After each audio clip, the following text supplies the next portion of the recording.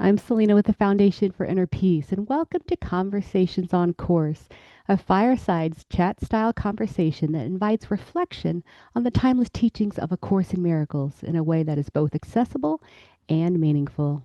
Today, I'm honored to share a conversation with Neda Boin, an international award winning singer songwriter, voice liberation facilitator, and devoted student of the Course.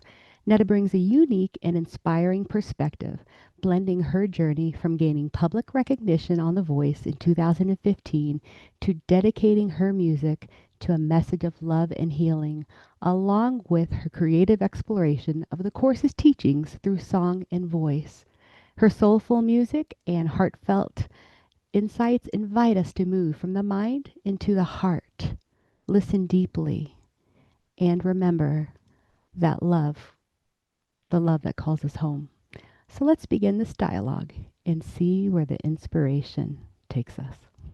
Hello. Hi, Neda. Hi, everyone. Welcome. Thank you so Hello. much. I'm so Ab- excited to be here. oh my gosh, it's truly wonderful to welcome you back to the Foundation for Inner Peace. It's been a while. So how are you doing? Oh, it always feels like going back to family, Yes, yes. This especially with your fireplace. Yes, this is your first time on our fireside chat style series, Conversations on Course. And I love it It because at the is. time that we're featuring this, it is live to our registrants and our audience who are here now.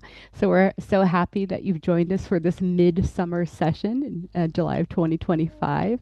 Me There's going to be too. so much that we're going to explore and experience together in today's session. But before we begin, it's our tradition here at the Foundation to open every gathering with a prayer from A Course in Miracles. So we'll begin with that in just a moment. And Netta, after the prayer, then you're going to be guiding us into a short grounding meditation. Is that right? Yes, Okay, definitely. beautiful. So let's begin now with this prayer from chapter 2. I am here only to be truly helpful. I am here to represent Him who sent me. I do not have to worry about what to say or what to do, because He who sent me will direct me. I am content to be wherever He wishes, knowing He goes there with me. I will be healed as I let Him teach me to heal.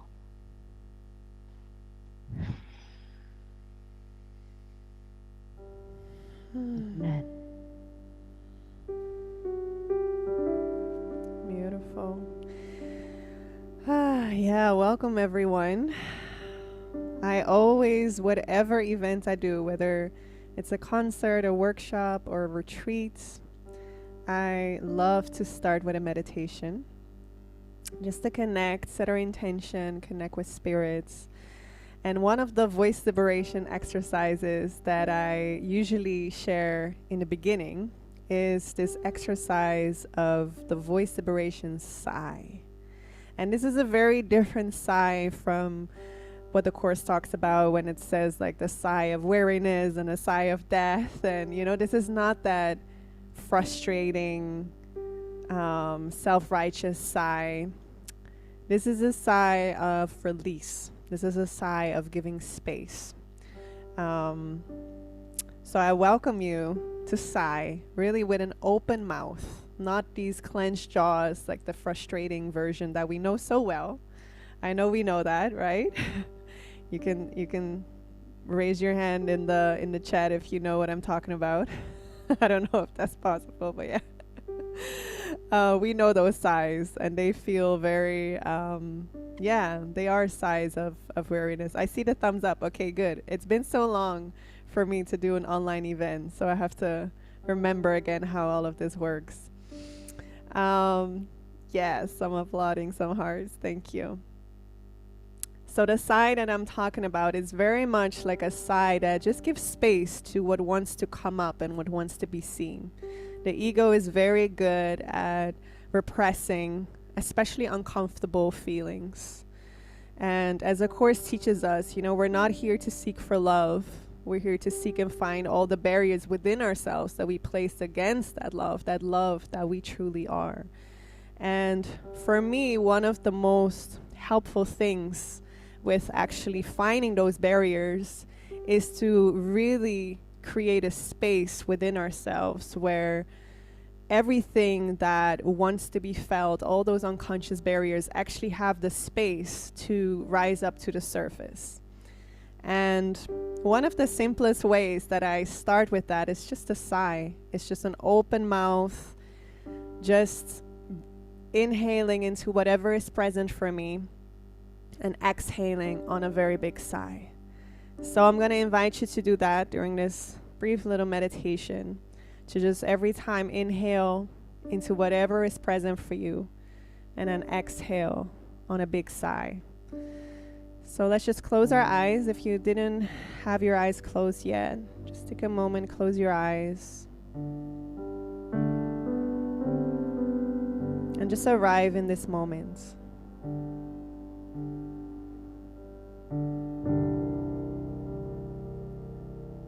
And notice, how am I sitting here today? What is going on for me in this moment? Maybe it's evening for you and you already had a long day. Maybe you're just starting your day. See if you can just notice, without judgment, what is going on for you. See if you can welcome all of it.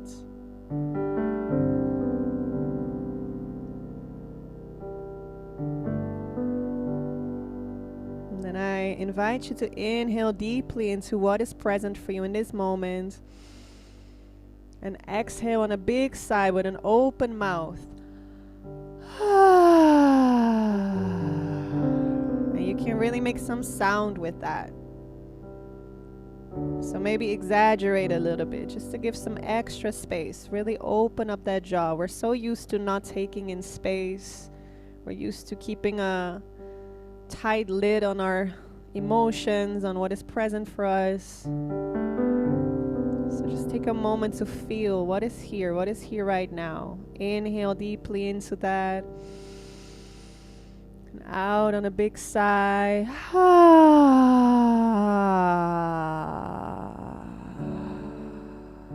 Yeah, good. Maybe you want to make some extra noise. We're going to do it one more time. So notice again what is going on for me in this moment. Maybe you'd already shifted into something else. If there's emotions coming up, that's all good. Don't swallow any tears. Just relax your mouth, relax your jaw. And inhale deeply into what is present for you. Exhale on a big sigh.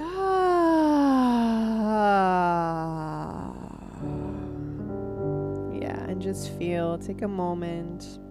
And we connect with the spirit. We hand over this conversation, this event. We step back and let him lead the way. Trust that whatever needs to come up for us will come up.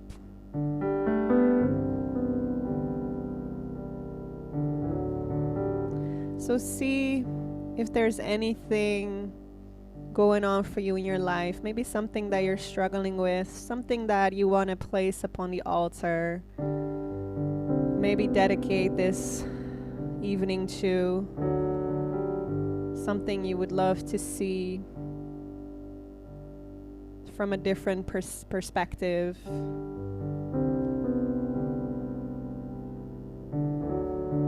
A shift you're inviting in. Maybe it's a certain relationship. Maybe it's a project. Maybe it's your health. Maybe it's certain grievances you've really been struggling with. Whatever it is, just see it, welcome it, Breathe into it very deeply and hand it over to the spirit on a big sigh.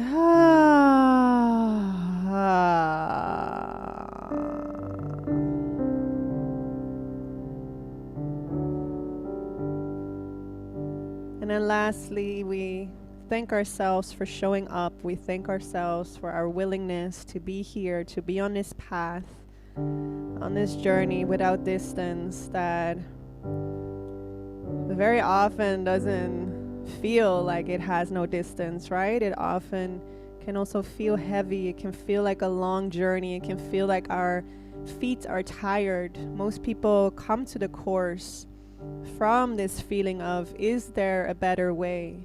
My feet are tired. So just take a moment to acknowledge your own courage, your own willingness to be here today. I really acknowledge you for taking out this time and for coming so far. You're in the right place at the right time. And we remember together to be also the happy learner that does not have to fear or feel guilty for learning. We go together back home, this place we never left.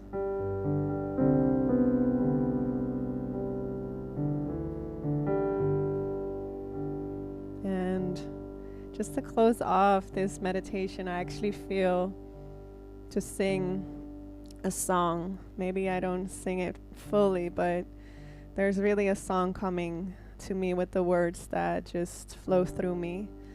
And it's a new song, so that's exciting.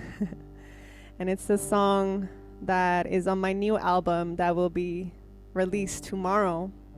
And this song is called You Can't Do It Wrong.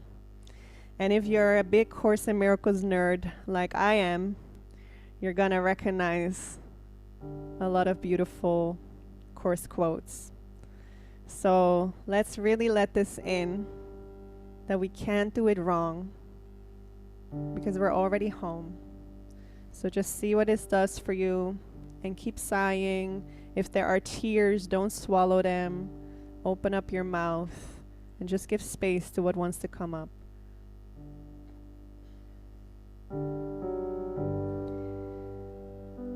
You can't do it wrong. A happy outcome is certain. Wherever you go, He will always lead you right back home. You can't do it wrong. Salvation song sings all night long. And when the sun comes up, all you know is love. You can't do it wrong. You're already home. You can't do it wrong. You're already home. You can't do it wrong. You're already home. You can't do it wrong.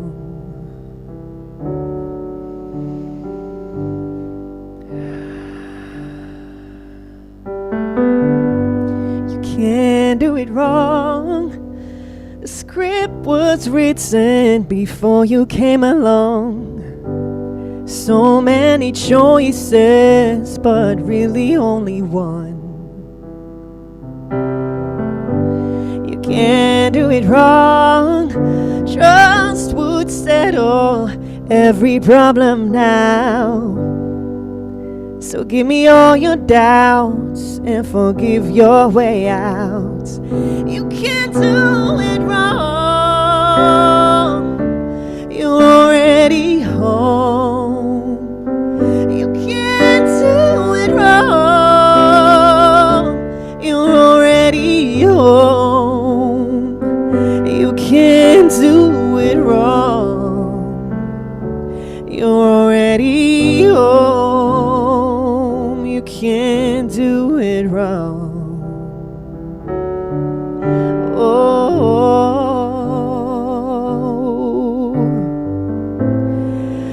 whatever path you take,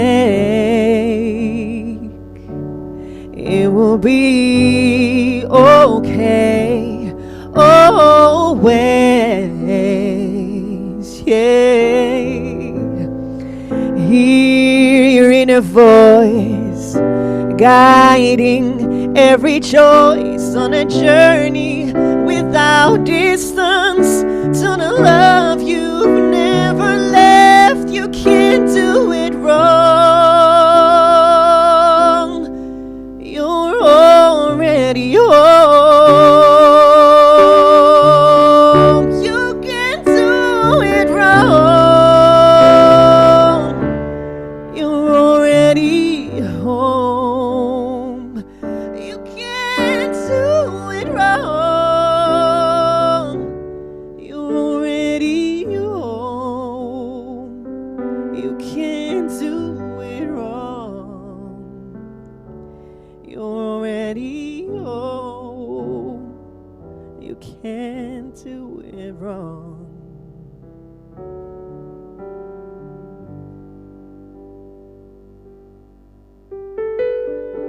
You can't do it wrong. Trust would settle every problem now.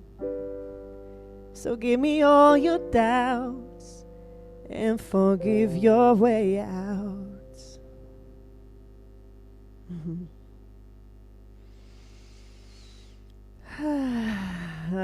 One more big, big sigh. Just feel your heart.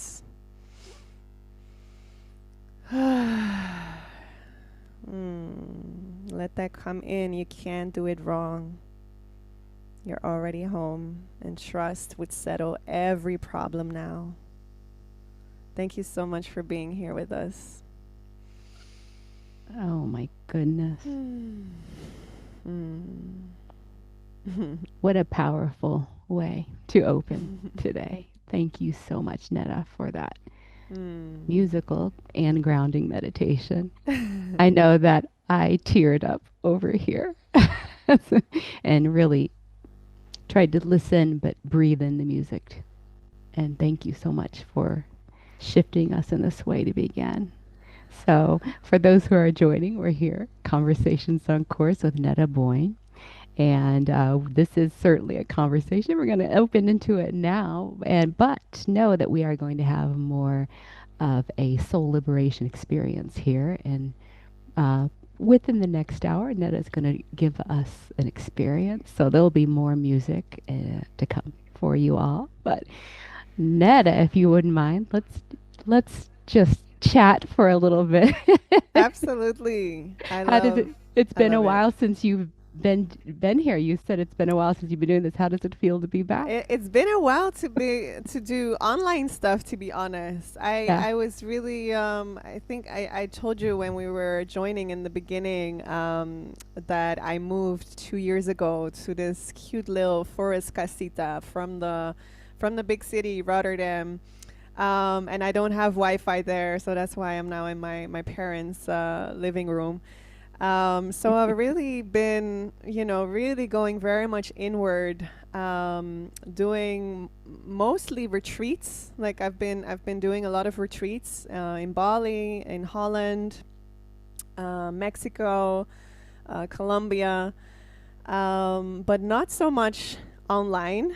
That was really during the pandemic that I was doing Yeah. a lot of online stuff, but I do love it, and I'm so happy to be back. And everyone at the Yeah. Foundation for Inner Peace, I mean, you guys changed my entire life, so I'm always so grateful, and I'm so happy to get invited. It feels like Oh, family. of So course. Well, I'm thank always happy you. to be here. Yeah. Yeah, sharing the message. I know that many who are here today and who will be listening to this in the days to come, many know you, of course. You've been in the course field for many years now, but there's going to be some who are new to you. And so I wanted to start out, a little bit like with an introduction of who you are. We know you're a singer, you're a songwriter, you're a soul liberation facilitator, which you're going to be able to share that experience and tell us more about that in a few minutes. But you're also as you said, a longtime Course in Miracles student. So I know that I've had the pleasure of knowing you for quite a few years now, knowing of you anyway. In fact, I recall seeing you at a Course in Miracles conference several years ago back Yeah, in Boston in Boston. in May of 2019. That's the first time Yeah. I saw you and I heard you sing.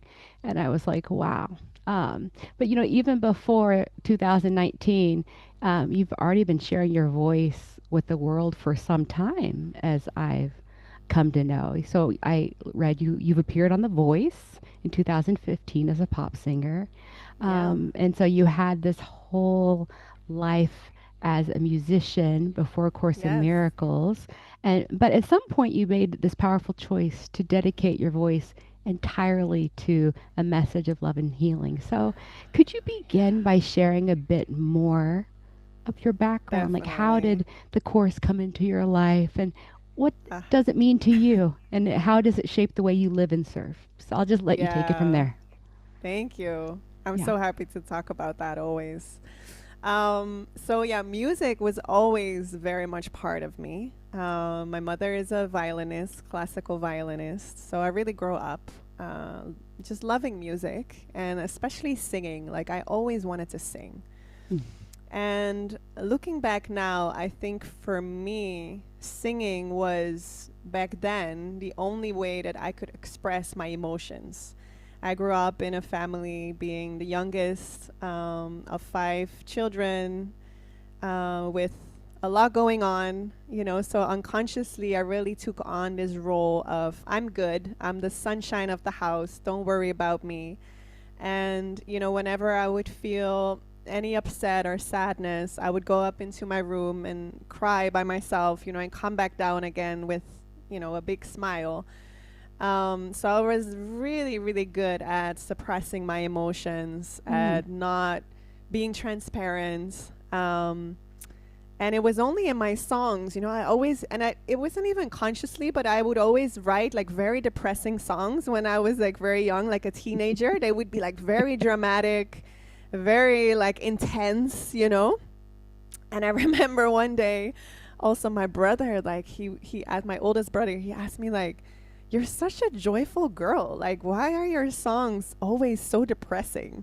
You know, and I couldn't like really give like a good answer to that, but I think like now in hindsight, looking back, I understand that music for me was the only way where I could be honest, and I could be transparent about what was really going on for me. Which is, of course, one of the most important things when studying A Course in Miracles. What we learn to be transparent with everything that is going on. We need to bring the unconscious to the light. We need to bring that darkness to the light. So then I always had this dream of becoming a pop singer. I wanted to be the Alicia Keys, and people compared me often to Alicia Keys, of course, with the piano. And um, when I was 17, I went to Africa for the first time. I did a big tour through Kenya, where with 10 youngsters from Holland and 10 youngsters from Kenya, we made this big show about HIV and AIDS. And we traveled all through Kenya, through the slums, through even the Maasai village. We performed for them. They also performed for us. And it was a show about HIV and AIDS. And after the show, we would have a conversation with the audience about sex and about, all of these taboos, So it was really about breaking taboos. It was about connecting. So that was the first time, I think, where I really realized the power of music as a tool rather than like an end goal, and a tool to connect people, a tool to bring across a message. So I think that really planted a seed for me to understand the power of music. Mm-hmm. And not too long after that, I was quite young, luckily in this lifetime, to find the course. I'm really happy for that. I found it when I was 20 years old, still very much being a pro suppressor of my feelings. But I was 20 years old. I came to the course through Marianne Williamson's book, Return to Love. Just show a heart or thumbs up if you also came through Return to Love to A Course in Miracles. I think a lot of people, yeah, I see a lot of hearts. A lot of people come to the Course in Miracles through her. But I just remember reading the quotes from A Course in Miracles, also like the introduction, nothing real can be threatened, nothing unreal exists. Or even I think the part about how this is a mandatory course, like it just, I was like, what the F is this? It was like, it was so intriguing. Like I wasn't scared of it. It was like intriguing, And I was like, whatever this is, I need to get my hands on the real thing. I need to see what she's really talking about. So, I was 20. I was a student. I was studying for my bachelor's of music in Rotterdam. And I went to the library. I had no money to buy the book because back then, I don't know if it's still, I don't think it's still that expensive, but back then, I think because it's translated, the book was so expensive. I remember it was like 60 euros or something, 50 or 60 euros, which is like more than $60, So I was like this poor student. I had no money to pay for my own copy of A Course in Miracles. So I went to the library and I just remember this like yesterday. There it was, like right in front of me. There were two thick blue books. I think it's a lot thicker in Dutch. And I just walked towards it. I took one book out of the shelf and I remember just like putting it like against my chest and I was like hugging it like in the library. And there was just a voice in my head saying like, this is going to change my life forever. Like I could just feel it, like this is going to change my life. And it did, of course. So for the next, I think half a year or something, I would drag that thing with me everywhere. And like whenever I would reach the max of like, weeks that you can borrow a book from the library, I would like bring it back and take the other one. Somehow no one else was like nerdy enough to take those big books with them, luckily for me. So I kept switching. Let alone someone 20 years old and getting the book from the library. Until it was my birthday and I asked for my own copy for my birthday. So I was so happy to get it, and I would just take it everywhere. Like it was so heavy, but I always had it in my bag, and wherever I was, in the metro, in the bus, in the train, I would just read it. And I was such a nerd, so I really started from the beginning. Like, I didn't feel like I could start from the workbook lessons. I was like, no, I have to start like right from the beginning. So it took me like over a year, probably like a year and a half to read the entire textbook. And then like another year and a half to do the workbook lessons. And so it was like a whole process. But I just remember like every now and then I would just read it and I would feel something. Like I would really, like it would just, the words would just hit me in my heart.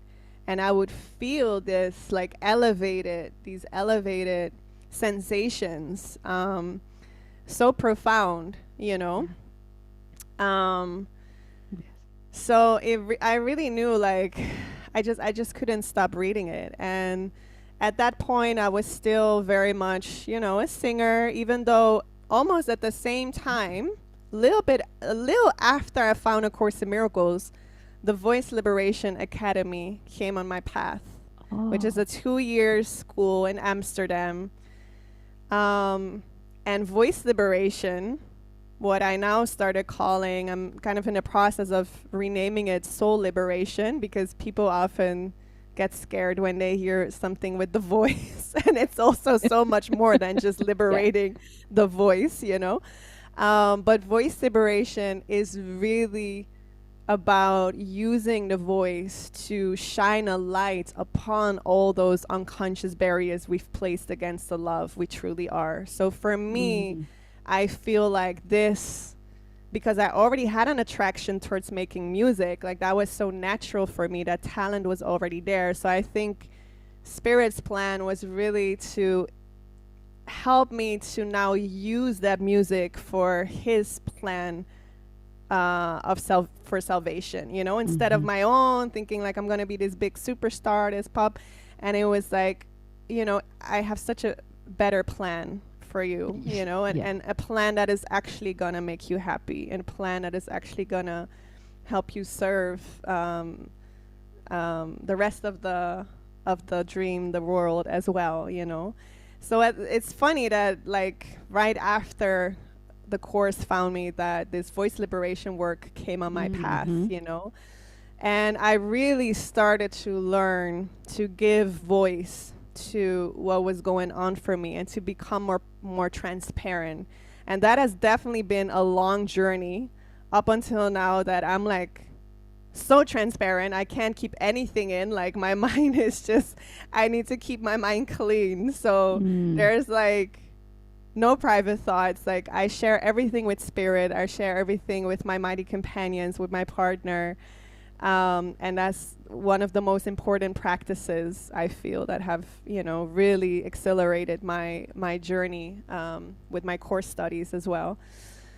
But 3 years after I started studying A Course in Miracles, there was just this moment where all of a sudden in the morning, it literally felt as if someone was like throwing a lasso around my waist, and as if I was like being pulled towards the piano.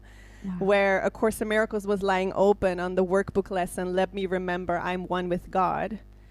And I just received this full download. I started playing, I started singing, I started writing, and within like half an hour, I had a whole song with lyrics all coming from that workbook lesson. Mm. And at this point, I was still very much attached to being a pop singer. I never sang about God. I never intended to sing about God. I still had, a lot of allergies around like the Christian terminology. It was cool, like reading it in the course, but to actually sing it and to share that with other people was like never ever, like no, That was a I'm whole not. up leveling of a different sort, wasn't it? They're gonna think, what are they gonna think? They're gonna think I turn like in this Christian girl, and like, I was like, oh no, we're not gonna do this. So this song came through, Let Me Remember I'm One with God. So the entire chorus, I mean, people who know my music know this song. It's on Spotify. It's called Let Me Remember, because when I released it, I was still so afraid of using too much God that wherever I could take off God in the title, I would. So it's not, the song is not called Let Me Remember I'm One with God. The song is called Let Me Remember. So I thought like maybe when people look at the titles, it's not that bad. It was bad enough for me, all of the God stuff.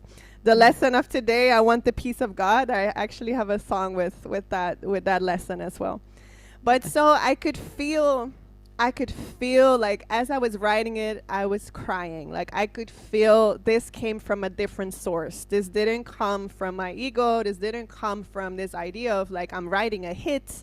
Like it really came from a deep source.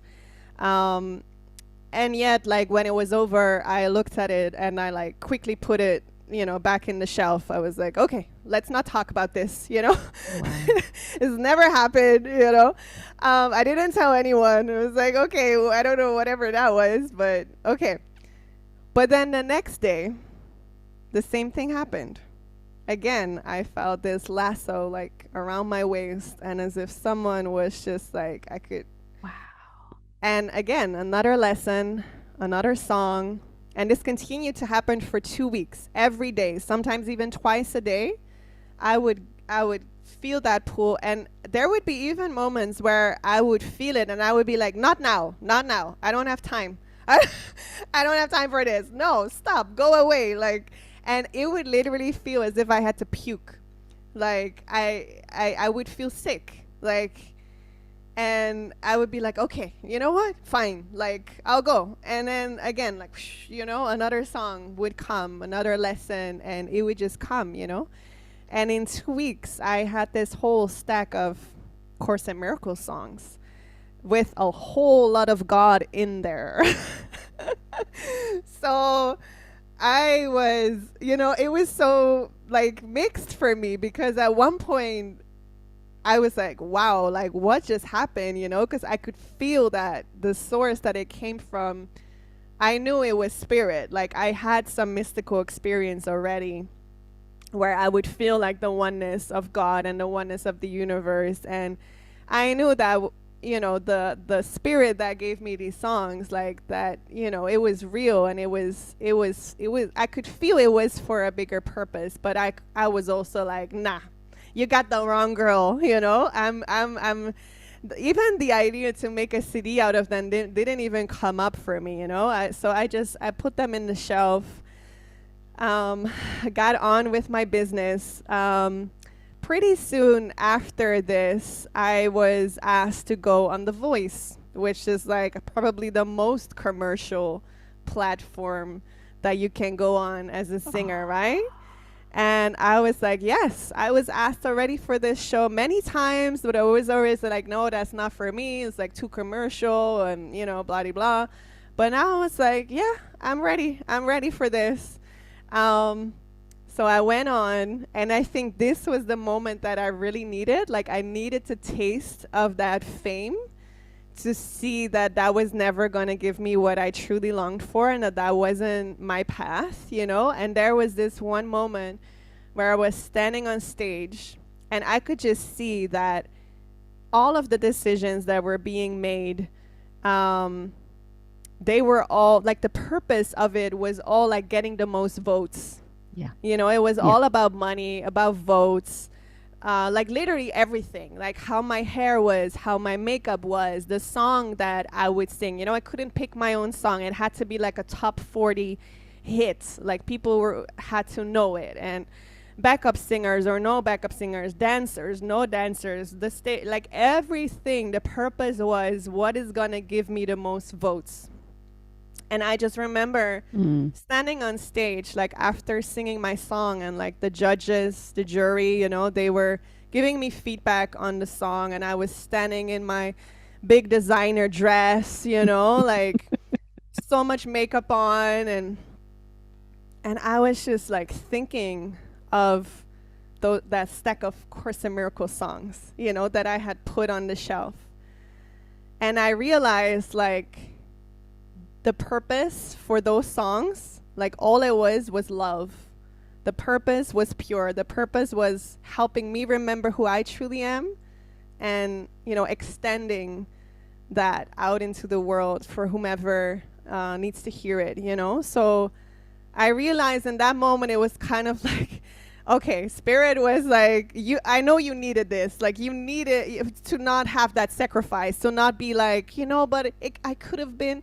It could have, what if? Yeah, like yeah, I of needed course. that experience of that big stage, of that fame, to see like, no, this is not what I want to use my voice for. I want to really use my voice for the only purpose, and that is extending and remembering the love that I truly am. So in that moment, it was a very specific moment. I handed over my voice, and I was like, I wasn't so, this is, now like, yeah, exactly 10 years ago, actually. It's exactly 10 years ago. So I wasn't like I didn't have like that personal relationship to Spirit like how I have it today yet.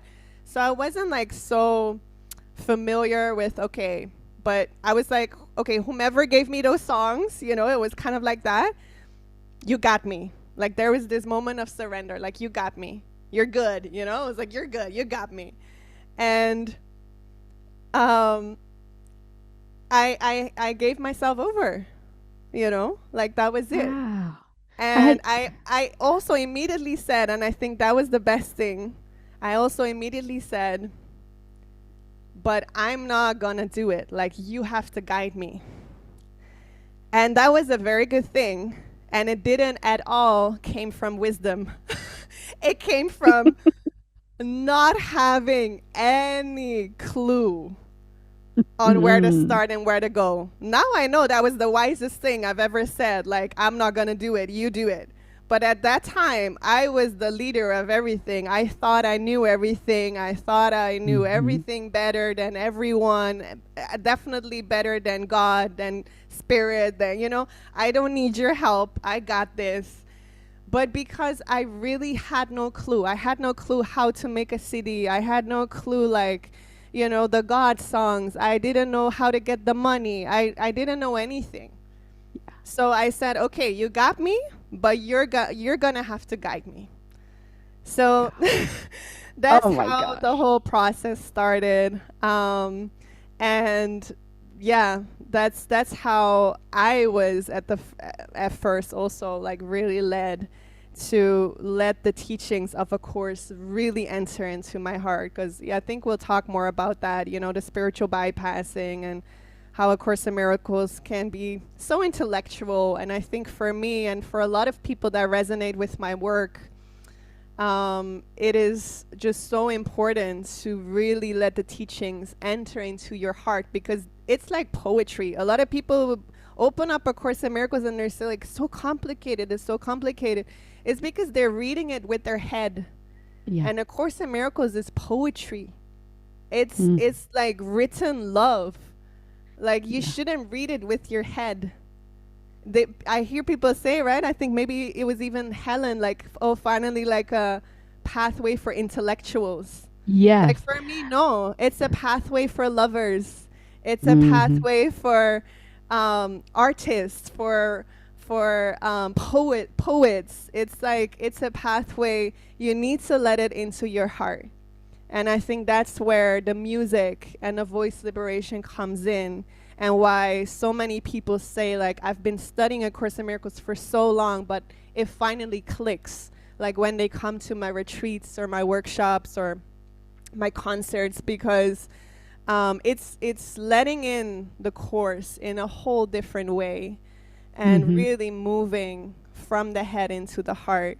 And yeah, I'm sorry, I can talk about I this for know days. it I'm is so so passionate about it it, you is. know?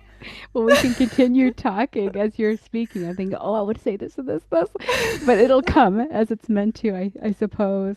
You've said so many great things there. And, first of all, I had no idea that the voice experience, being on The Voice, Yeah. happened like after you started writing music out of the Yeah, course. So it did. you found the Yeah. course around 20, and it was like 3 years later. Then you found Soul Liberation. Then 3 years later, this music came, and then you went on The Voice. Oh Yeah. my So I gosh. think the songs, Wow. I think they came through like maybe 2014, Yeah, and I was on The Voice 2015. 15. Yeah. Oh my gosh. Yeah. Um, you said so many beautiful things, and what comes to me is this. I love the part of your story. You're like, you do it, because I think about this a lot too, because Yeah. in this world, in our society, I mean, so much of society is about us taking leadership in our own life and standing up and taking initiative and feeling empowered. And there's messages in that which, of course, in that framework could be positive and experiences, but I feel when you start becoming the student, it's like really listening to God, the voice, and we say, no, you be you in charge. Yeah. It's the honestly, for me, I know you were gonna ask me this at the end, but I'll probably have something else. But like, That's okay. definitely one of the most important things for me has been learning to step back and let Mm, God lead the way, let Spirit lead the way, get out of my way. And for me, it's so easy to do this when I'm teaching. yeah. So when I'm giving a retreat, the sessions that I give are usually like 3 hours, and they're completely channeled. Like, I don't have any um, exercises that I know, like, okay, I'm gonna do it. Sometimes before I get some downloads, or some, like, an idea of kind of what we're gonna do, maybe that people will need a notebook and a pen or something like that. But I learned that the less I meddle, the more beautiful it gets. And I trust that it's always going to be so perfect because I am not in charge. I could never be that good of a teacher to lead people that I don't know anything about. And even if I did know stuff about them, I could never be that good of a teacher to give them exactly what they need. I could never do Yeah. that. So I'm not even Yeah. going to try that. You know, the only thing I need to do is show up and let spirit lead the way. Let spirit play through me. Let spirit speak through me. And then it's always going to be exactly what everyone needs. And it's so easy for me to do that during my retreats and my workshops, even during like these type of talks, you know, like I just like, okay, let me step back. But it's a whole nother practice to do that like off stage, even though Yeah. spirit keeps telling me there is no difference. There is no difference. It's all the same. It's all one. But I'm definitely still practicing that in daily life, and to feel that trust and to feel that guidance, and to not keep turning my back, you know, because for a long time I would feel like abandoned after an event. Like I would feel so connected to spirit when I was teaching or giving a concert, giving a retreat. I would completely, like literally hear word for word what I had to tell someone, what to play, where to go, so clear, so in this loving space. And then when I would come out of it, it's almost, I felt kind of like I would be dropped, you know? But I really learned like, no, it's actually me. It's me that goes back again to resisting love. That's what it is about. Like I have a song where I'm singing like, it turns out I'm not afraid of fear. I'm afraid of love. It turns out I'm not afraid of the darkness. I'm afraid of the light. You know, and that's what it is. Like we hear, you know, we all say like, oh, I want love, but do you really? Most of us are actually afraid of the love of God. And it's us that keeps turning away from his love, because God is always there. Spirit is always there. His guidance is always there. Like the Course always says, like everyone is called, but few choose to listen. Yeah. Right? We're all constantly being guided. We're all constantly being loved, but it's us that, you know, choose to turn away from that love. And for me, that is the process of like gently, you know, shining a light upon that resistance, and bit by bit releasing that fear and opening up my heart and know, hey, it's safe. It's safe to receive that love. I want nothing else. Like the lesson of the day, you know, I want the peace of God. Like in the longer version, it talks about, you know, if you would really mean that, that's what you would have, you know. But that's the thing with these lessons. Like we can mentally understand everything, you know. We can understand that we are an innocent child of God, and we believe that, you know. It's like, yeah, I'm an innocent child of God. But if you would truly, truly believe that, you know, you wouldn't be here. There would be no need for you to study A Course in Miracles. You know, so that's why it's so important to not just intellectually talk about these lessons and just repeat them, or, yeah, I know this is true, you know, just coming from the head. What we actually have to do is to look at our resistance. Where am I still blocking this inside of me? Where am I still resisting this truth? And that's what I invite people in my retreats and with my songs, like with the mantras that we sing. I have a mantra on my new album called I Am Worthy. And that's what we do. We just sing, I am worthy. And I really invite people like let the ego come up with his whole file of proof of why you're not worthy. Don't try to be spiritual, like sitting there with light beaming in your third eye, like I am worthy. You know, look inward. Where is it that you believe that this is actually not true yet? Where does the ego have proof from your past or from your current life, how you're not good enough yet, how you don't make enough money, how you're not, you know, having the good career, or whatever it is? Where is it in your unconscious that you actually believe that you're not worthy? That's what Jesus means when he talks about your task is not to seek for love, but it is to seek and find the barriers you've placed against yourself, you know, against that love. That's what we need to do. Yeah. So I Wow. forget where we were, but No, that's okay. It's I get so interesting because I'm I such a nerd for this. I get so know. excited because usually I feel like I could talk about A Course in Miracles all day, and I usually feel like I kind of have to tone it down, you know. But now I'm here in a foundation for inner peace with people here that are all probably Course in Miracles nerds, and I get so excited. I'm like, yes, This is I the see place. these Neda. That's exactly what we do. Yes, okay. Exactly. I see the hearts and the thumbs up. Thanks. Thanks This for is a supporting the yes. course nerd. Yes.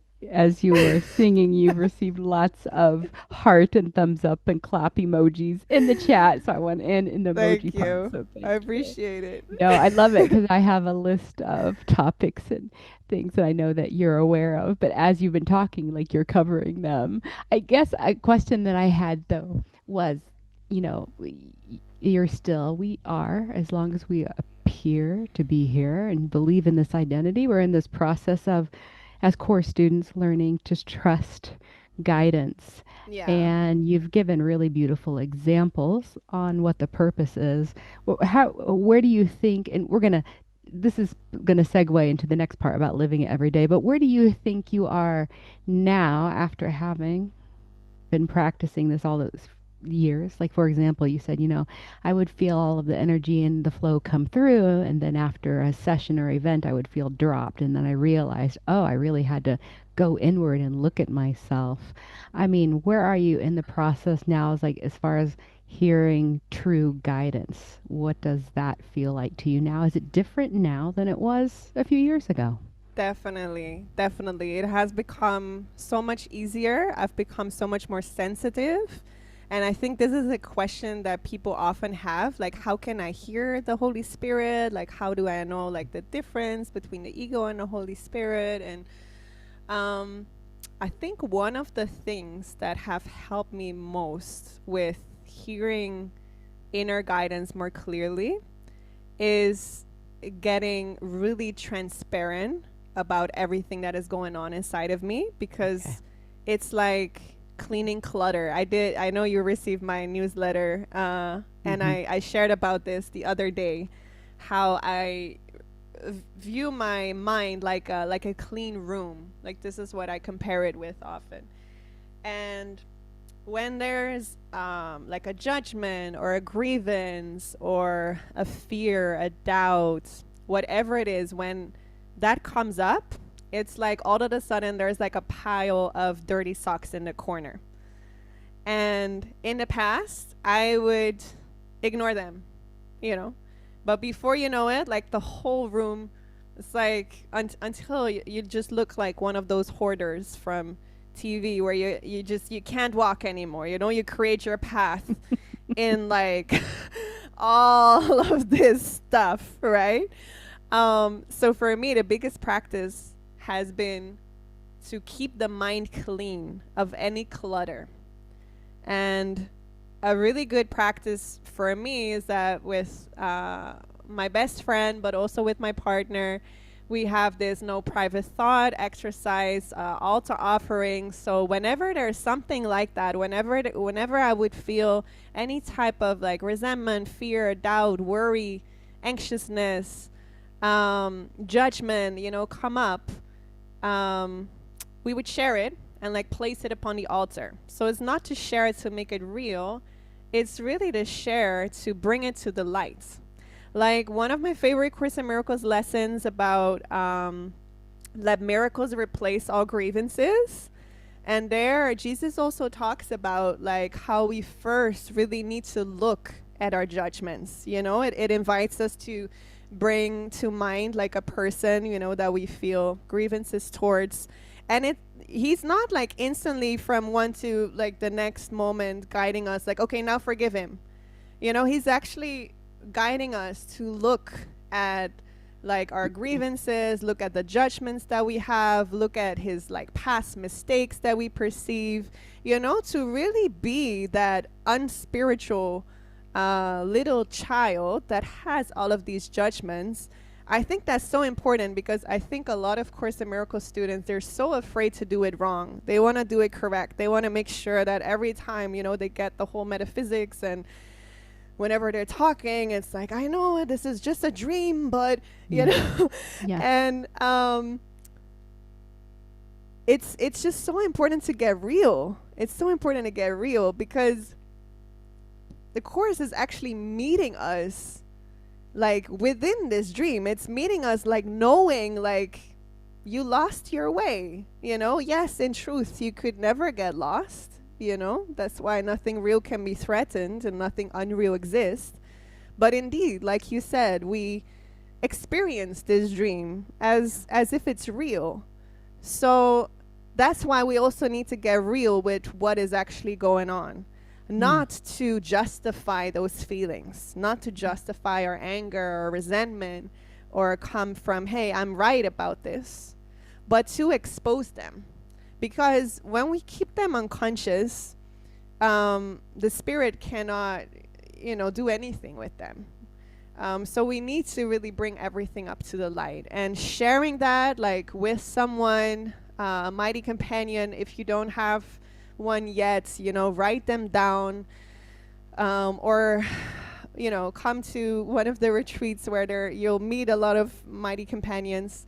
But that really has transformed my life for me because it cleans the clutter in my mind, which makes me able to hear the spirit better, Yeah. And I have to think now of like I've been teaching in prison for over 10 years, and I was giving songwriting lessons, working with teenagers, and they would often tell me like I can only write songs when I'm stoned. I need weed. And I would tell them, it's not the weed that gives you inspiration. It's the weed that quiets down all of your frantic thoughts. You have so many thoughts going about everything. And the weed may help you like quiet down those thoughts a little bit so that you're able to hear the inspiration that was already there. This is not a promotion for weed, by the way, but what I'm saying is spirit's voice is always there. Inspiration in spirit, it's always available. It's not just for the singers and the poets and, inspiration is always there. It's always available. God speaks to us all through the day. Literally, A Course in Miracles says that, right? God speaks to us all through the day. But when our mind is so full with clutter, we can't hear his voice, So it's very important to do your mind training and to look at all the clutter, to release, to keep the mind clean. So when you hear those nudges, when you feel like, hey, something is, I'm being moved here, or hey, I feel guided, then at some point, your life becomes just like a moment after moment of synchronicities, of being moved to go a certain way, to be moved to call a certain person, to be moved to pick up a certain book. Like it feels like it comes from a place within yourself, where you just feel like you're literally inspired, you're in spirit, and it feels joyful and connected. And you'll also more easily notice when you're not, because I'm not 24/7 like connected. I have my cuckoo moments where I'm like, oh, but they get like shorter and shorter because of my mind training. I realize like, hey, I'm not in spirit right now. I'm in the doer mode. I'm in my ego where I want to get stuff done, where I'm coming from lack, where I'm coming from fear, and then it's just the beautiful prayer from A Course in Miracles, like I must have decided wrongly because I'm not in peace. I must have decided for the ego is what I was saying. I must have decided for the ego because I'm not at peace. And it talks about how we can choose again, and how I want to choose again because I want to be in peace. And most importantly, how I do not have to feel guilty, because the Holy Spirit will undo all of the consequences of my wrong decision if I would let him. Mm-hmm. So that is a very important thing, because I think a lot of Course in Miracles students also struggle a lot with blame and guilt, and like, oh, everything is a reflection of my mind. So like when people get sick, like there can be like a lot of guilt around that, like, oh, sickness is a defense against the truth, so now like I made myself sick, and oh, that's, if there's one thing I always really love to teach is, let's be gentle. Let's be gentle, and let's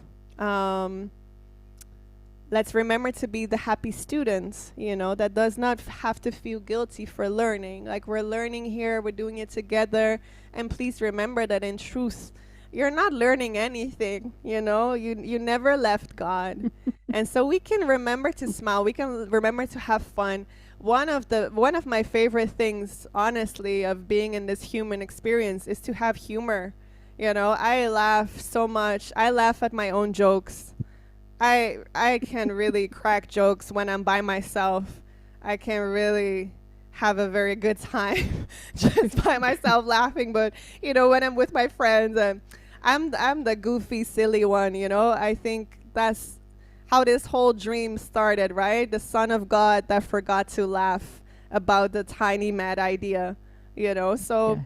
we need to remember to laugh. And about, like, just going back to the hearing the guidance, I think to discern, is this coming from the ego or is this coming from the Holy Spirit? A question that for me has always been very helpful is to check, like, what is the purpose underneath? Like, is the purpose for, I might hear like, oh, do this or do that, or, and then you can check, like, okay, where is that voice coming from? Is the purpose underneath there, is that coming from love, or is that coming from fear? So that is always a very good thing to check, like, just like a very easy, and probably people will recognize this, like, let's say you just send a message, but maybe you feel like you're getting in your head about, oh, I should have said this, I should have said that, and then you're gonna like write like a new response or like a new message, and it's like, okay, check, like, from where am I sending this new message now? Does it come from love? Does it come from extending the love that I am, or does it come from, like, I believe I did something wrong, I believe, like, Yeah. and if you feel those things, like, I did something wrong, or maybe your previous message did come from not from a loving space, then be transparent about that. But don't sort of like, hide that and now come from this, because people would then feel that, right? I think all of us have experienced this, right? Yes. Where you feel like, oh, and it can be annoying, right? Where, oh, you can feel like, okay, someone is, and it's all for healing. It's gonna trigger your own insecurity stuff as well. But I think that's for me always like a really good checker of, like, okay, what is the purpose of this? Why am I doing this? Because the ego can be very sneaky and come with like, no, but it's like a course says, right? Don't trust your good intention. Don't trust your good. I think that's a good one too. Don't trust your good intentions. So check the purpose. Go underneath. Why? Where is this coming from? Yeah, I hope that helps. It did. I've really not even had to ask some of these questions, so I hope everyone who's written in and have asked questions know that she's answering them. You've spoken beautifully to more of the messier parts of the journey, the challenges on the path. I know even before we started this event today, we talked a little bit about spiritual bypassing and lessons that we've had in the past on relationships. And is there anything you want to say about speaking, anything else you want to say about speaking to those places and confusion, how you move through them anymore with gentleness before we Yeah, I switch think over? the spiritual bypassing, I think it's just something that is such a common pitfall for Course in Miracles students, or probably any spiritual student, or anyone, to be honest. I know it was definitely a big pitfall for me. And the spiritual bypassing, like especially combined with A Course in Miracles, just says like, okay, this is all an illusion. I am love. Everyone else is love. Mm. Everything is good. God is good. Like, but underneath, Yeah. like, there is so much that is going against that. Like, it's not authentic. It's not real, and Mm. it's actually a smart little trick from the ego that is like, okay, Course in Miracles, I'm in. We Yes. can do Yeah. this. I can do this. I can find some nice ways to, you know, to be on board with this book, you know. Yeah. So it's just another form of actually resisting the true teachings.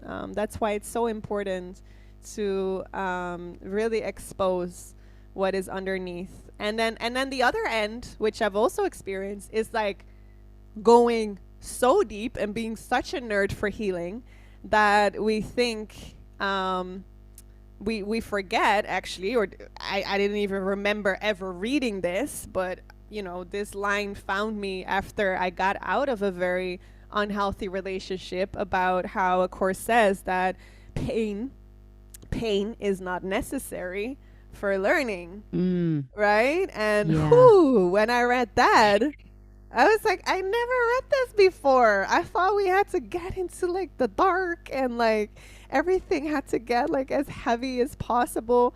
So I really stayed in a relationship that was so unhealthy for many years, like over 6 years, 7 years.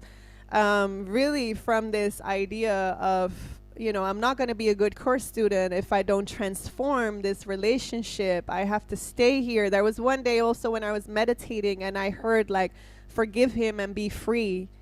And I really thought that meant that I had to stay in a relationship and keep forgiving him and transform this special relationship into a holy relationship, and otherwise I would be a failure, So, oh man, and yeah, put some hearts if you recognize this. If You've you been getting some.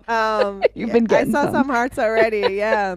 Yeah, here they I come. see a lot of hearts. Okay, damn. Okay. That's good to know. Yeah, okay, wow. Yeah. So many people resonate with this. But I have Spiritual bypassing is real, Bonita says. Yeah, and but I I think it's now it was true. Like, forgive him and be free. That is totally true. mhm. That doesn't mean you need to stay in that relationship. Forgiveness does not Mm. end when you break up with someone. Forgiveness does not end when someone Exactly. dies. Forgiveness does not end when you move to the other side of the world. They're Yes. they're alive in your mind. Yes. Like A Course in Yes. Miracles even teaching. They're not separate from you.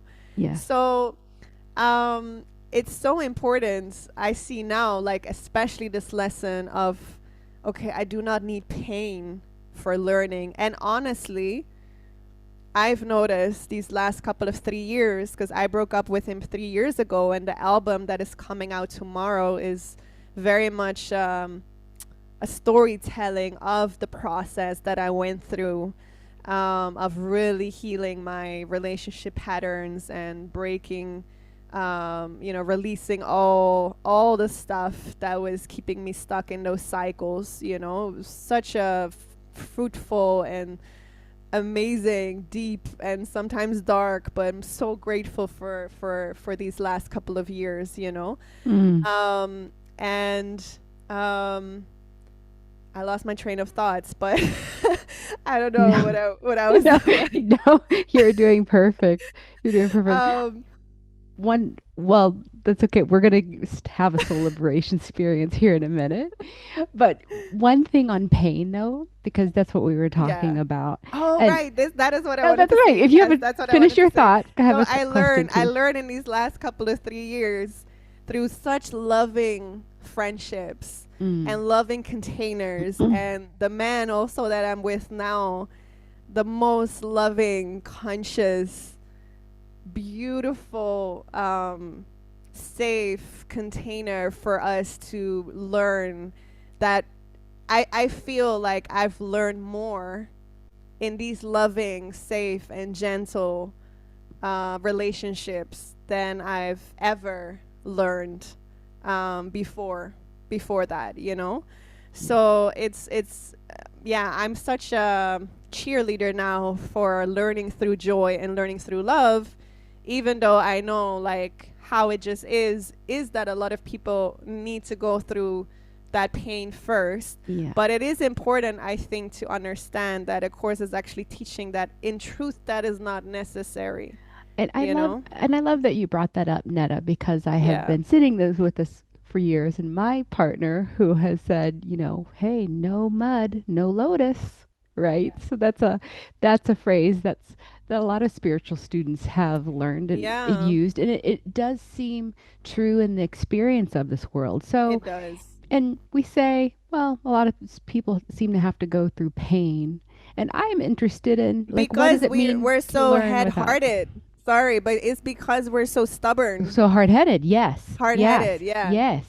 It's because we're so stubborn. It's not because that is actually like, Right. because it doesn't make sense. Also, when you really think about it, like your inheritance is already it's already there, right? Like truth is my inheritance, as one of the lesson says. Like inheritance is something that you already got.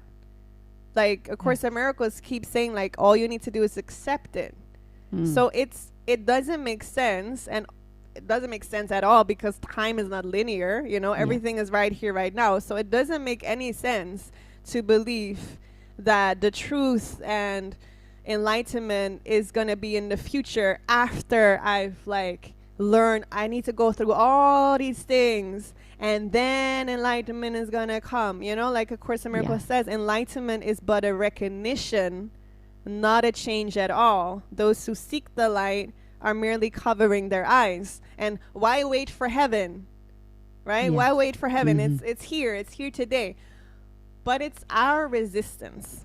And that is something that is just natural. Like that's something that I feel like right now at this point, I'm just honest about that. Like I'm Love so it. stubborn and there's still resistance towards the love of God.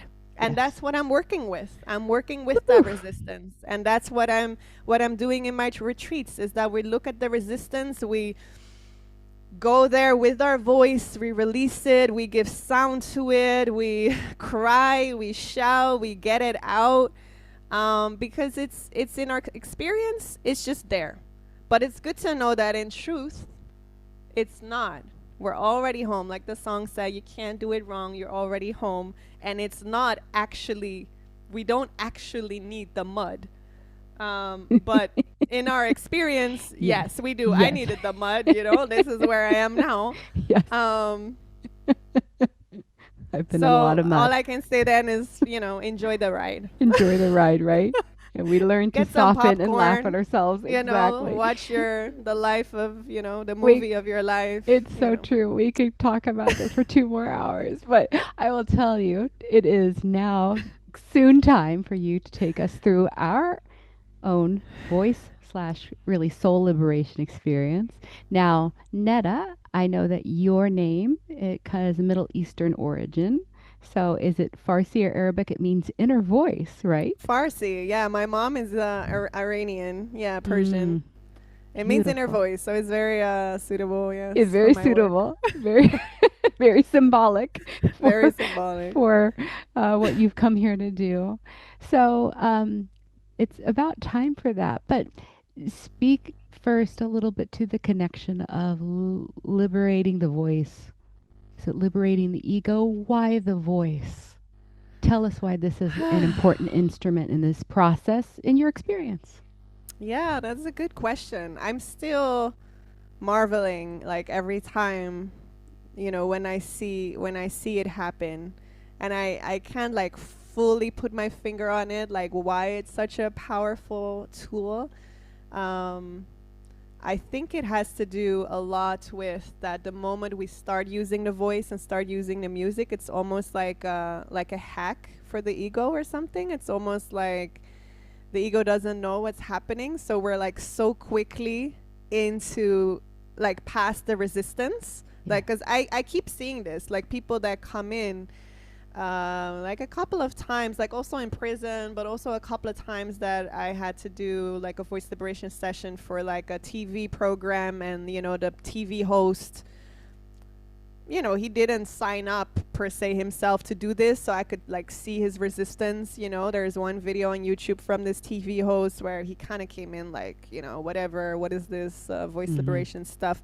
Sure. And you can just see it, like the moment that I start playing, I think we kind of get into like a trance-like state where it surprises people, like how quickly something happens. And I remember him also, he was really like, what? I don't know if I can cuss here, but he was like, like, what the F, what's happening? Like, he was like, what's going on? And the surprise of, like, what's happening. And I think a lot of people compare my sessions with ayahuasca. And I've heard from the people that have done like ayahuasca retreats that the voice actually brought them way deeper than plant medicine ever did. So I've never done plant medicine, but I can imagine, like plant medicine can quiet down the ego and make us like really go deep in the unconscious mind, where all of these unconscious blocks can come up to the surface. And I see that the voice used in this type of setting can do the same, but without the side effects, without, any danger, and without needing to go anywhere, because your voice is right there. It's your medicine. So yeah, it's really, I'm amazed every time to see it, and I think another part of it is that, especially like also again in regards of this spiritual bypassing with A Course in Miracles, there's so many feelings and emotions that we feel then we can't feel, like one of the sayings of anger is never justified, like that's a beautiful passage in A Course in Miracles, but it can also cause people to think that it's not okay to feel anger, right? And give me some hearts for people that have a hard time feeling their anger, because they judge it, right? We judge it, and it's like, oh, that's not okay, like, because Jesus is talking about like anger is never justified. So it's so important to have those two parts. So yes, anger is never justified. That's true. And we should never make exceptions for anything that A Course in Miracles is teaching us. I think that's another thing that is definitely one of the most important things for me, to never make any exceptions and to use everything for your practice and not leave anything out. So yes, it's true that anger is never justified. But here you are feeling angry. Yes. So what are you doing now? So as the Course in Miracles spiritual bypasser, we're going to pretend that I don't feel that. We're going to like suppress it. We're going to come with all of these lessons of, okay, I am angry about this, but God didn't create this, so it's not real. So there's really nothing to feel angry about. So I shouldn't really feel angry. And so I can just replace this for love. Let me see peace instead of this. I'm never angry for the reason I think. We're going to like put all of these, using all of these course lessons to actually not go inward. Where Jesus also says in A Course in Miracles, the fear to look within. There's such a huge fear to look within. And the ego, like, I love that passage, where, and I mean, I'm paraphrasing now. I don't know it word by word, of course, but it talks about how the ego is like being so loud and is saying so loudly to us, like, don't look within, right? Because what you'll find there, it's, God will strike you blind. Like, it's going to be so dark and so, like, don't go there. And then it says, like, But the ego is saying this too loudly and too often. Like, it's kind of suspicious, you know? Why is it saying this so loud? And it's because, like, underneath this, there's another fear. And that's the true fear of the ego. And that's the fear, like, what if you would look inward and you would see, you know, there's nothing there. There's only love. Right? Yes. And Yes. so the ego really tries to, whatever we do, like, don't look within. Don't go there. And we need to go there. And going there means to express those, you know, that anger, that sadness. It's almost like that is like a cloud in front of that sunshine, a block in front of the love that you are, that we need to express. Like, it needs to come out, and not in a toxic way, not in a way that we're still justifying and we're being right. But how I do it in my retreats and my workshops is to give sound to that. Okay. And to do that often also in pairs. So often we'll first have a sharing, like a dyad, where we share about something in words, you know, to just get it out. But then at some point, I invite people to let go of the words and just only share in sound. And really give sound, give expression to that. And I'm guiding them on the piano. And then you feel like when that lid is off, when that cloud of anger is expressed, you know, not to make it right, but to really actually bring it to the light and to stop suppressing it and instead offer it up to spirit. Because when we ignore it, when we spiritually bypass it, what we do is we just shove it deeper down into the unconscious mind. But by expressing it, by giving it sound, it's like, here, spirit, here it is. And we don't do this because we feel shame. We feel shame for our emotions. And we feel like we have to be holy and spiritual and happy and joyful all the time, you know? And that's not how we're going to get home, you know? So it's so important to bring that shame, bring that anger, bring that sadness, bring that discomfort, bring that those lack thoughts, those thoughts of not feeling good enough, bring them to the surface, offer them up. Say, here, spirit, take them from me. Not hide anything anymore. Then can our grievances be replaced for miracles. But when we keep it down, it's like, spirit's like, what grievances? I can't see them. I can't shine my light upon them if you're hiding them and holding them. You know? With that, Neda, please take us there. Good. Soul liberation experience, everyone. Let's do this. I really feel you all with me. You know, I really prefer it when I can see everyone. But I do love, like, the hearts every now and then. But you know, during COVID, I would do some online sessions once a month. So I always love to see all the little faces. But I feel you all very much here. So thank you for being here. Someone says, yeah, I prefer seeing everyone too. I know. But this is how it is. So we're just gonna close our eyes anyway. So then there's nothing really to see there on the screen. So yeah, let's see what wants to come up. Let me see. How long do I have now? Because I know I've been talking a lot. That's okay. It is 25 minutes after the next hour. I mean, you said 30 minutes. Can you do Something 25 like to 30? Yeah, sure. Let's just see what wants to come up. Let's see how we're led. Yeah. Perfect.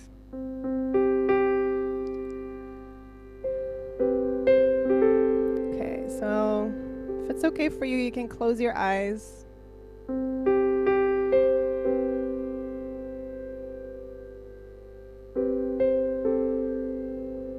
And let's just take a few deep breaths. Arrive in this moment again. Notice what is present for you.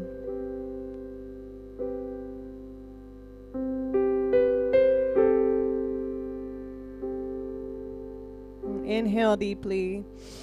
And out on a big sigh. you can really make that sigh be audible. Open up that mouth. Really relax your jaw. This is like a sigh of release, not a sigh of weariness.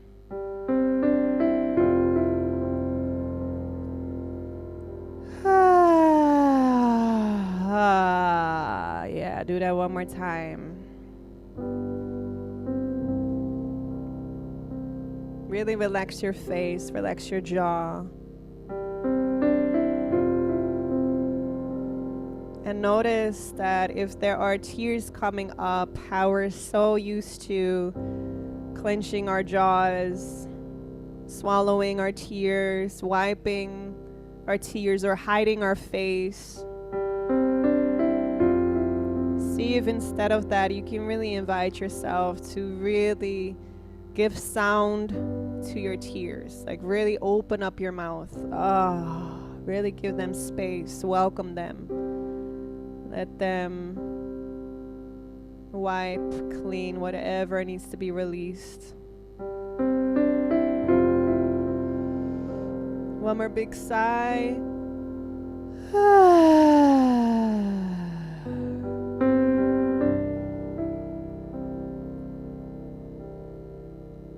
And now in the beginning, I asked you to see if there's anything going on in your life that you're struggling with, and maybe you weren't there yet. So you can see in this moment, just invite anything that in this moment feels a bit difficult for you. Something that feels painful, frustrating, or sad, or whatever it is, something that pops up in your mind. Invite it in and just keep breathing. Keep relaxing your face and really notice the sensations that arise. So think of that situation. Maybe it's a certain relationship. See if you can fully let it in. All your thoughts around it, your worries around it, your judgments around it, whatever it is. See if you can really let it come up without a filter, without trying to be spiritual. Just let it come up. Be honest. Be transparent. And notice, where does that feeling reside in your body? Where do you feel that?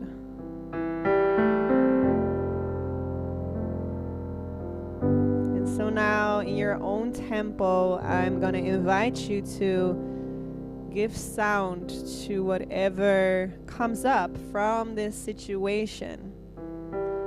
So you can start with those sighs, and eventually in your own timing, just go into whatever sound wants to come up. And maybe you're in a room right now with other people, or you're afraid of what your neighbors will think or whatever. It can be very soft, it can be very loud, and I invite you to let everything be part of your practice. So if those thoughts arise, like, oh, what are people thinking of me?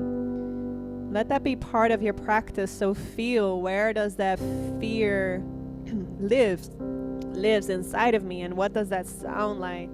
Can I express that? And if you feel your body wants to move along or shake, maybe you feel you want to stand up, you can also do that. So the process is really inhaling every time into what comes up for you, what is present for you. So really stay with it. And on the exhale, you release through sound, just to give it space. We're not going to look any further yet. We're just going to give space to this very raw, very real, very authentic first layer of feelings, of judgments, of fears, of doubts, of whatever it is. So no spiritual bypassing. You don't have to do it perfectly. Just try to be as honest as can be. Okay, so I'll join you, and you just go in your own tempo, go in your own tones. Try to make it very low, very comfortable. Don't do your best. Just very relaxed.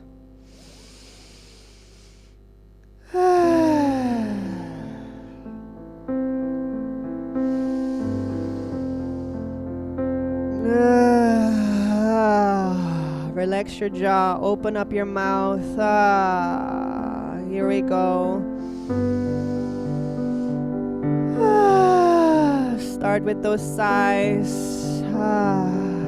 If you notice tears are coming up, open up your jaw, keep it open. Make those sighs audible.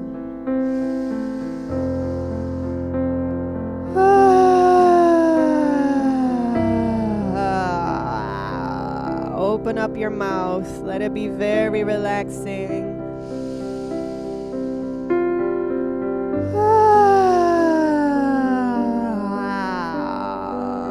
Yeah, maybe you want to make some funny noises, some weird noises. This is not about singing beautifully.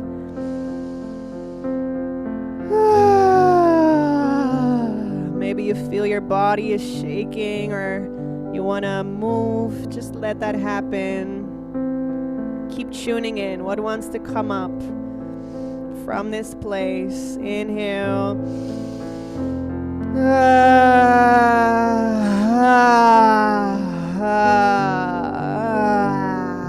Let it out.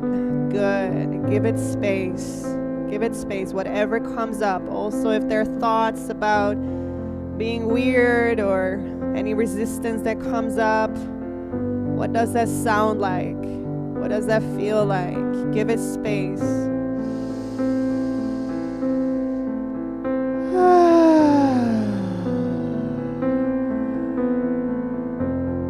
And slowly start to give more sound in whatever way feels good for you. Let it be low. Feel it in your belly.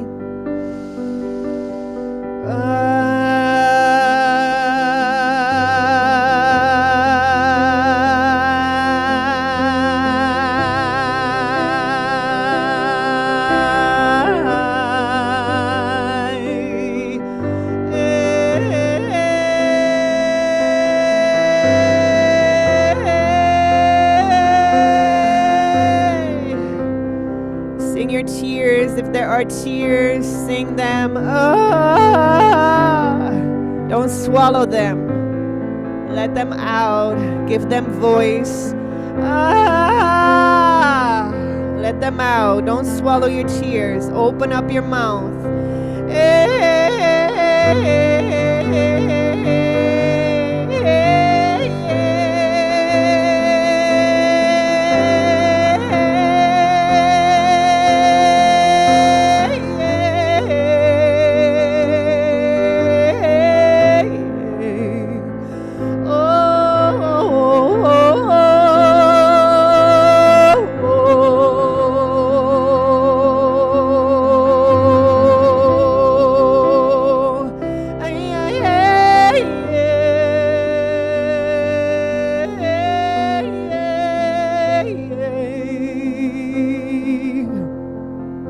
Space.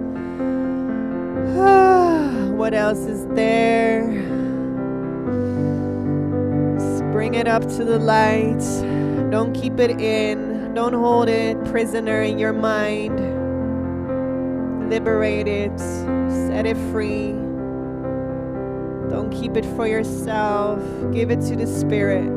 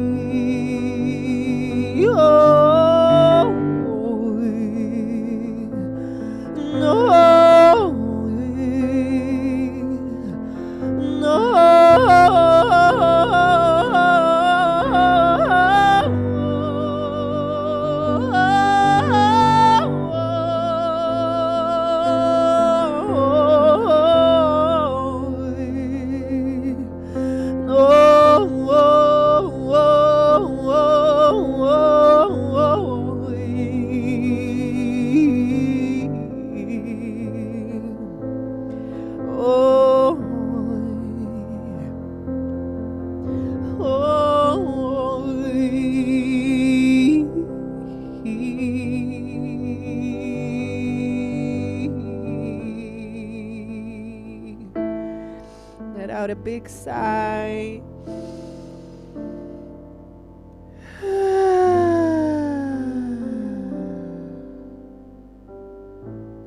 One more.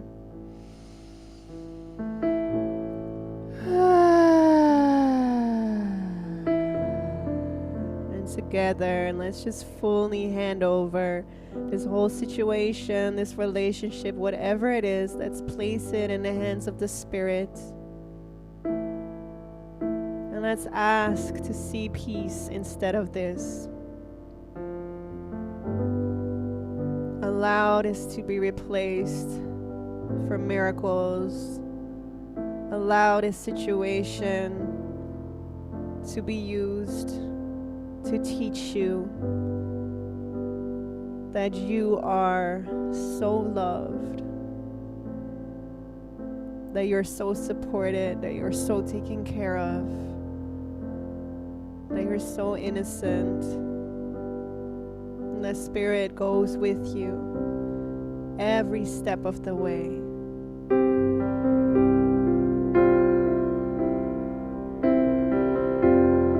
That all is well,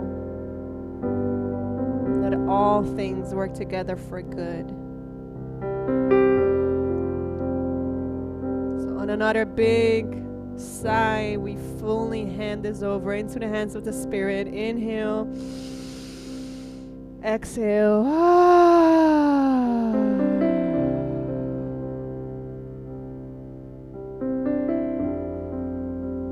And we receive the miracle.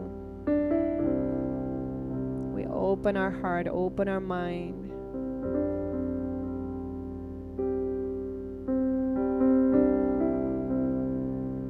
For the love that never left us.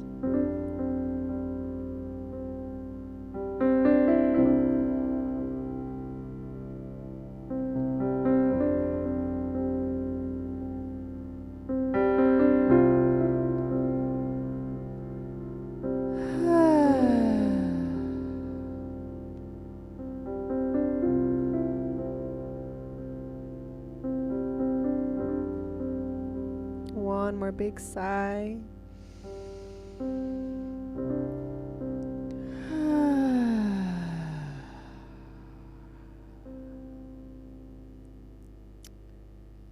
And just take your time.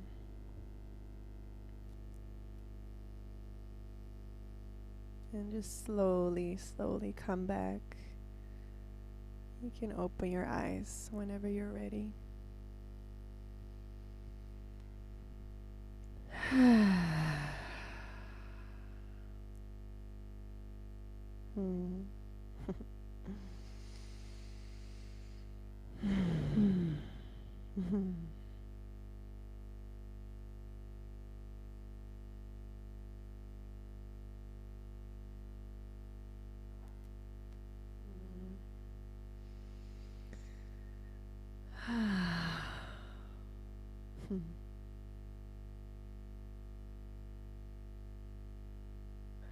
There was definitely a palpable shift.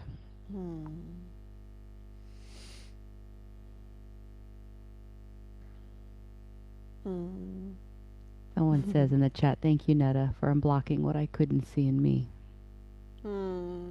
Lots of love and thanks coming your way. Yeah, I see the comments. Yeah, thank you all for your willingness. So beautiful. I could really feel your energy. So beautiful. Yeah. So there's a part of us where we just want to sort of sit in the wake of this. It's hard to come back and talk right away. We do have a few minutes left. And when you're ready, Neda. Yeah. I know that you said something earlier about what has been one of the most profound changes or things in your life, and you can say the same thing again. But as we enter this space now and for reflections and takeaway, before you share a little bit more about your work, could you share like what has been the most profound realization in your life from this, your experiences with this? Yeah, definitely. there's a few things coming up. I think the first thing that is coming up now is something I just shared also before we went into our exercise, is to use everything. I think that's a very important thing, to not have any exceptions with your Course in Miracles practice.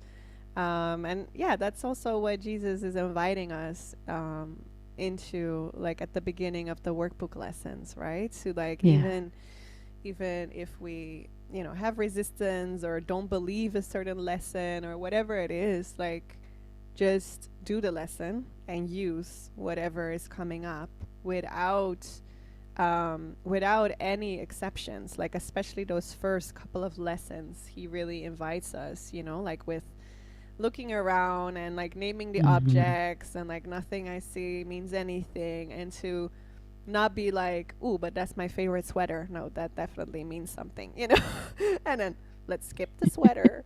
Okay, let's skip the body. That is my favorite person. Let's, you know, like, let's skip this hand that makes me play the piano. Like, you know, like it's no, let's use everything. Use everything for your healing. I think Mm. that's a very important thing, because there's I think a lot of times, well, the ego is just a great exception maker. It's and like a course says, like this course is believed entirely or not at all.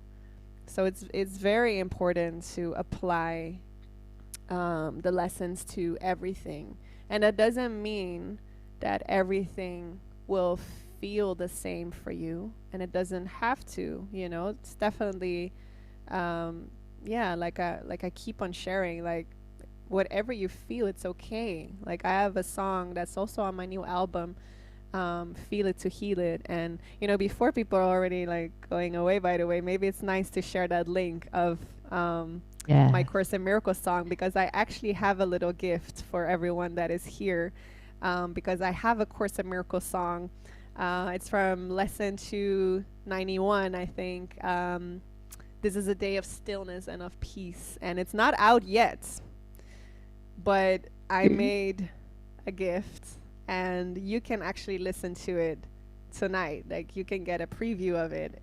It's on my new album, but I've shared it in the chat. It, And yes, it's pasted there now, and we'll make sure it's pasted on our other platforms yes, too. So, yes. oh, So great. you get to listen to it. It's one of my favorite ones. It's like a mantra, and it's very joyful and uplifting, and it sort of like transports me into like this different world. So I hope you'll sign up for that. So yeah, use everything.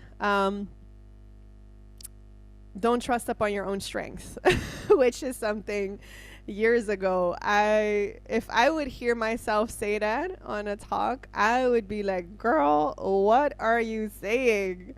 um yeah, because that was my whole thing. Like I'm the leader, like I'm only trusting upon my own strength, you know. But I Yeah. think that was definitely a huge Mm. shift, to really learn I will step back and let him lead the way. To Mm. with everything, there's a new song also on this album, called Let Love Lead the Way. And it's a very fun, soulful song where I'm singing like, I put love in the driver's seat. I will follow Mm. wherever she takes me. That's where I need to be. I will follow and let love lead. I will follow and let love lead. So it's gonna be a great reminder for people, to, yeah, like I shared before, really step back and let love lead the way, and to actually know that everything will get so much better. Like anything you do, in my experience, when I step back and let love lead the way, whether it's a conversation that I'm gonna have, whether it's an email that I'm writing, you know, can we, with everything, really put love, put spirit in the driver's seat, and to recognize, it's very easy to recognize when you put the ego in the driver's seat, Mm. because you'll feel shitty. So So this is again also why it's so important to become more aware of what is going on inside of you, so you can, because so many people are not even in touch with what is, they're so shut off from their Yes. feelings, they're living so much in their head that they don't even realize, like, hey, I put ego in charge, you know, they don't Yeah. even feel the difference. So the more you move into the heart and give space to your feelings, the more you become aware of them, and the easier it is for you to realize, like, hey, love is not in the driver's seat anymore. How do I know that? Because I don't feel good. Mm. And this is where we can apply that beautiful lesson from A Course in Miracles, or the beautiful prayer of, I must have decided wrongly because I'm not at peace. So that's saying, like, I must have put the ego in the driver's seat because I'm not at peace. And that's Mm. okay. So again, for me, maybe you'll recognize this, put some hearts again. The moment that I realize that I put the ego in charge, the ego will make me feel guilty for putting him in charge. Do you guys recognize this? Yes. So that's why I love it so much, that in that prayer it also says, I do not feel guilty, because the Holy Spirit will undo all of the consequences of my wrong decision if I will let him. You know, the light went on when I said It it. did. It, Yeah, it was I like, saw yes, it. the Spirit was like, this is important. No guilt. So that brings me also to the third one, be the happy learner. Laugh. Laugh Mm. at yourself, especially. Laugh at your silliness. Make jokes, crack jokes, be silly. Be like a child. Don't be so serious all the time.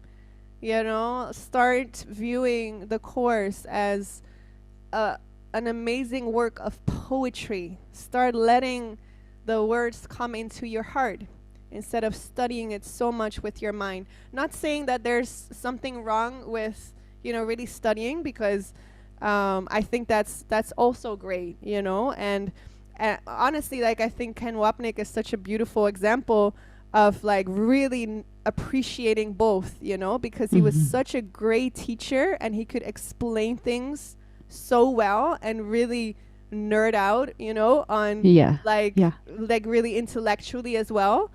But then on the other side, like, he loved classical music, and I think, like, he very much understood that this body of work was poetry, and was, like, you know, that there was the power of music, the power of, you know, where are these words coming from.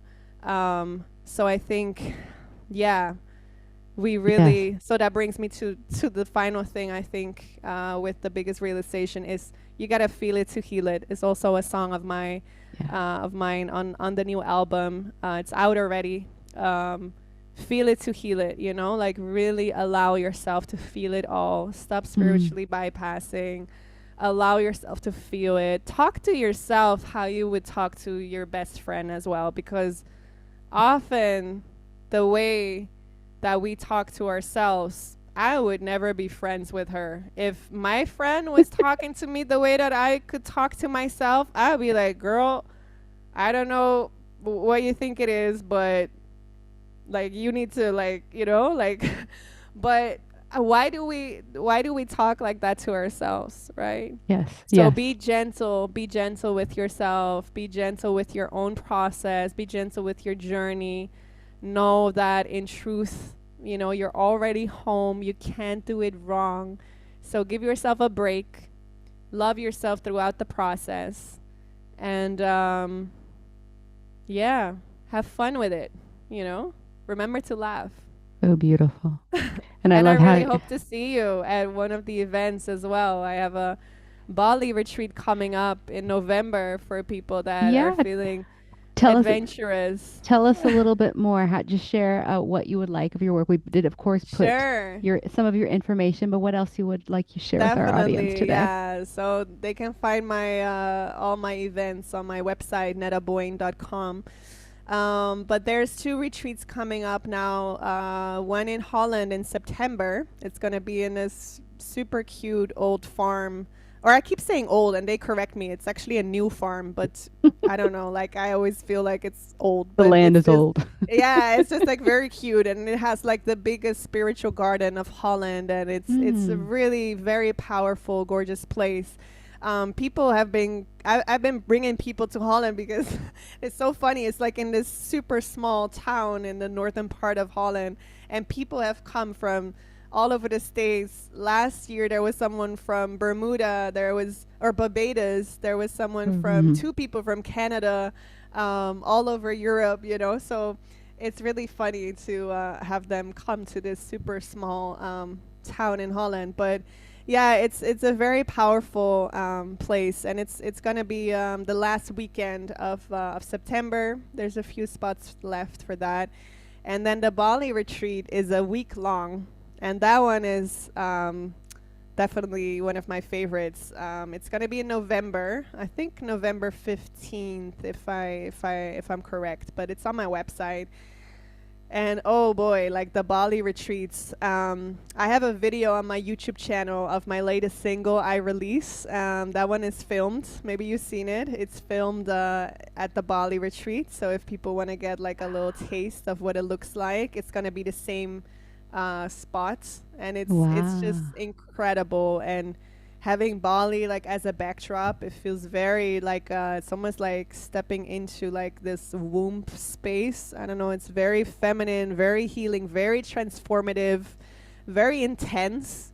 But I keep uh like taking things off the schedule because this is going to be the fourth time that I'm doing the retreat in Bali. It's going to be the fourth year, and every time I'm like, we need less because it's just like so intense. So now the schedule is like so much more open, and all of the like, so we have voice liberation sessions each morning of like 2 to 3 hours, and after that, like the only sort of scheduled things are like massages and That's rest great. and just like Oh my integration, gosh. because it's a lot, but it's incredible, and the space and the food and the jungle, and it's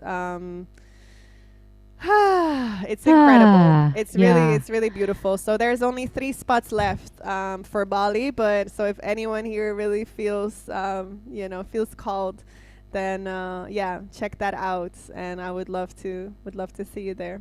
Oh my Yeah. gosh. Thank you, Netta. And tell us one more Yeah. time, and congratulations on your new album coming out Thank tomorrow. you. So Tell us about, almost. I yeah, mean, here it's almost. already almost 12, so it's like actually gonna be for you guys. It's gonna be today, Okay.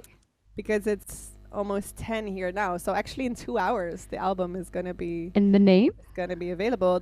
So it's called Winds of Change, and it will be available, yeah, from July 25th on all streaming platforms. Um, yeah, you can find it anywhere. So Beautiful. go check it out and We share it will. with other people. Yeah. We cannot thank you enough. What an honor it is to have you here. Thank you for both your voice and your inner voice. And I just want to cry as I'm talking to you now, but just for Oh, being the symbol and giving us permission to look at ourselves and with willingness express what needs to be expressed so we can look at it with Holy Spirit. And I loved how yeah. you Thank mentioned you. Ken Wapnick earlier. You know, I remember Diane Brooke Gusick, who's a wonderful teacher and associated with us here at the foundation, also said, you know, she was a longtime, very good friend and student of Dr. Wapnick's, and she'd go to Ken and say, "Oh, this is happening." And she was studying this for years, and he would be like, "Go deeper, go deeper." Oh, So I yeah. always remember that from her, how he would always Yeah. coach and lovingly, gently tell her, "Go deeper," when she'd share something. Yeah. So he knew it. He knew it, as you do too. So thank you. Beautiful. Thank you. This was such a pleasure. Really, so nice too. I really thank you also to everyone for coming. I really felt such a deep energy here. So beautiful. Absolutely. And thank Thank you. you also to Veronica for translating. Um, Yes. yeah. Yes. Thank you so much. You did a great job. I tried to speak slowly, but sometimes I get in my groove and I'm like, blah, blah, She's giving you blah. thumbs up. You did a great job. Netta, we love you. Please come back to see us. I would love that. Thank you so Wonderful. much.